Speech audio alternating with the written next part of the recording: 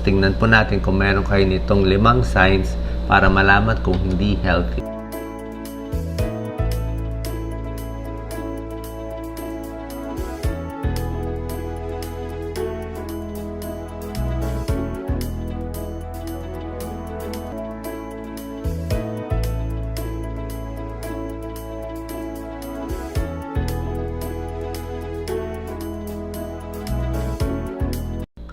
Magandang araw po, Dr. Willie Ong ito. Magandang ang video natin ngayon. 5 signs kung healthy ka o hindi. Okay? Part 1 lang to. Tapos tingnan po natin kung meron kayo nitong 5 signs para malaman kung hindi healthy. First step na gagawin nyo para malaman kung healthy o hindi, mag-stretching tayo. Pwede nyo to gawin mamaya. Tingnan nyo kung mahahawakan nyo ng daliri ang paa ninyo. Okay? Ito, napakagaling. Sobra-sobra na to hanggang palm. Pero kahit yung tiptoe lang, yung dulo ng daliri dyan sa paa. Pag naabot nyo, ibig sabihin maluwag ang likod, maluwag yung paa. At pag maluwag kayo dito, most likely, maluwag na rin yung ibang parte ng katawan. Maluwag na rin yung kamay na natataas, maluwag na rin yung leeg. Diba? So, isang sign lang to para malaman kung masikip ang katawan mo. So, pwede nyo gawin yan kung stretchable kayo o hindi. Pero kung mag-stretch kayo, mag-exercise, gusto ko buong katawan. Huwag naman ito lang yung gagawin. Okay? Number 1, gusto natin stretchable ka para hindi ka masakuna, ma-injury. Kasi kung masikip yung katawan mo, mabilis ka mapilay. Ito, stretching. Yan. Para maganda daloy ng dugo, maganda galaw ng muscle. Number 2, para malaman kung healthy o hindi, kunin ang pulso. Okay, dito, pwede mo yung pulso mo. Mukha ka na relos, bilangin mo sa 1 minuto ilan yung tibok. Hanapin mo yung tibok. Hindi naman pwede walang tibok yan. Pwede rin sa leeg, dito, carotid, pero pwede rin dito. So, ang normal is between 60 na tibok per minute. 1 minute yun, 60 hanggang 90 na tibok per minute. Mga 60 to 90 ang pinaka-normal. Pag ang tibok mo ay 70 to 80, normal yan. Pag ang tibok mo 80 to 90, lampas 80, 85, medyo mabilis konti. Posibleng stress ka, baka napapagod ka lang, pwede yon pag naglakad, naghingal. Pag lampas 90, medyo mabilis na yon. Lampas 90, nagpapahinga ka, lagi mabilis ang heart rate, pwedeng overweight, mabigat, walang exercise, pwede may thyroid problem, pwede anemic, pwede may sakit sa puso. So, above 90 para sa akin, check nyo na. Pag lampas 100 beats per minute, tachycardic na yan. Mabilis na yan. So, tingnan ang pulso. So, 60 to 90 on the average. Malalaman mo na dyan kung healthy o hindi. Next, pangatlong senyales, manas. Tingnan ang paa, lalo na sa mga lalaki, nagtanggal siya ng medyas, Loklisaw. Kung merong naka-indent,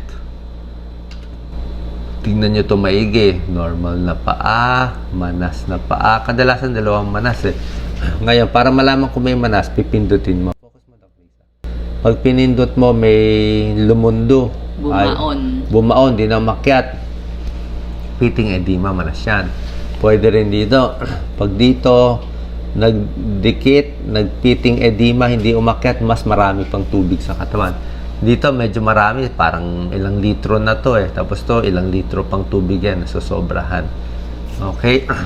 So, pag meron pagmamana sa paa, bakit nag-iipon ng tubig?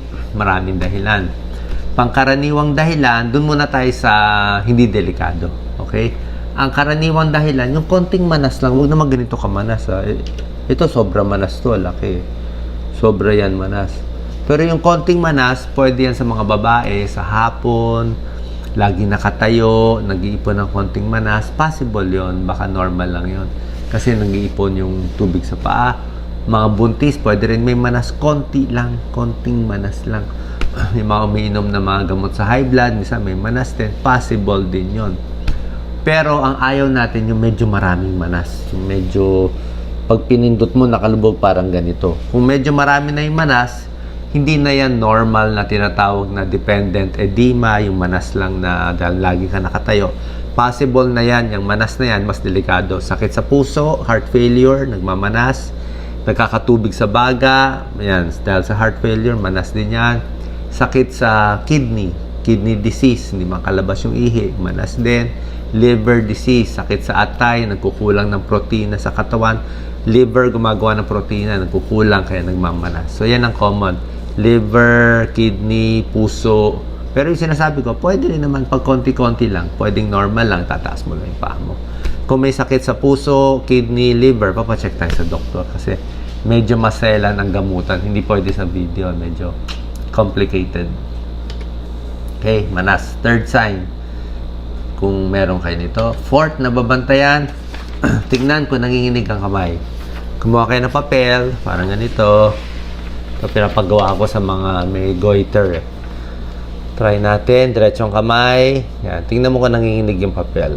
Yan. Konting galaw, okay lang. Nangangalay ako eh.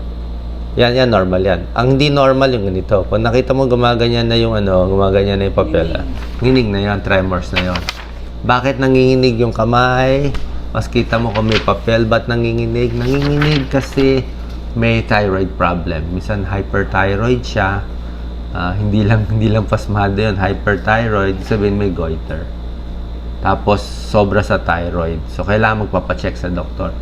Hyperthyroid, pinapawisan, malakas kabugang dibdib, at nanginginig kamay. Yan ang chinecheck natin.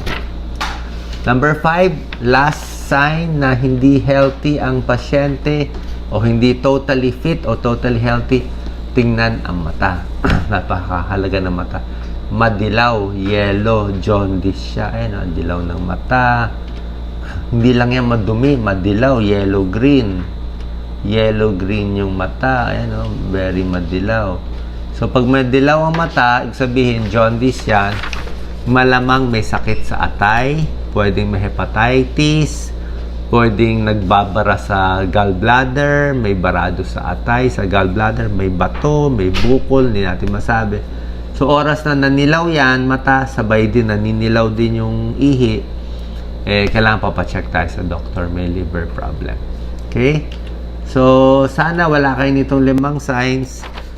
Yung sinabi ko, yung exercise, yung pulso, yung manas sa paa, yung panginginig sa kamay, tsaka itong paninilaw ng mata.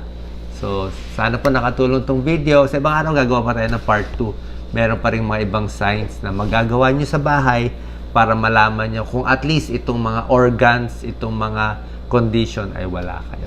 God bless po.